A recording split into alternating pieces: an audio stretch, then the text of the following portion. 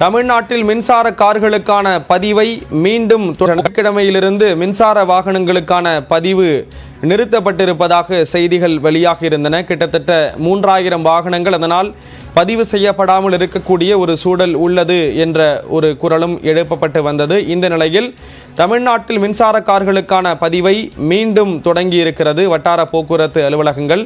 இது தொடர்பான செய்தியை நாம் தொடர்ந்து வெளியிட்டு வந்தோம்.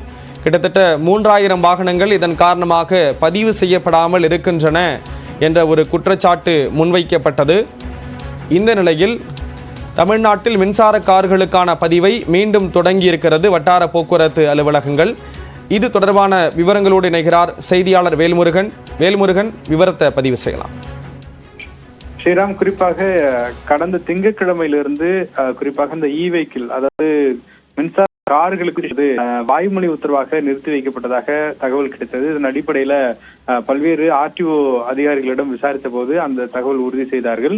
இதனைத் தொடர்ந்து ஏராளமான பொதுமக்களும் கிட்டத்தட்ட 3000க்கும் மேற்பட்ட கார்ஸ் என்று சொல்லக்கூடிய மின்சார கார்கள் பதிவு செய்யப்படாமல் இருந்ததாக சொல்லப்படுகிறது. அதன் அடிப்படையில இது தொடர்பாக போக்குவரத்துறையிடம் கேட்டபொழுது அவர்கள் சரியான பதில் கிடைக்காமல் இருந்தது.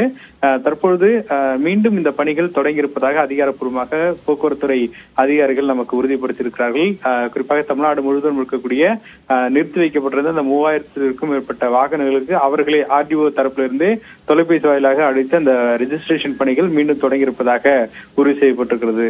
ஸ்ரீராம், விவரங்களை வழங்கியதற்கு நன்றி வேல்முருகன்.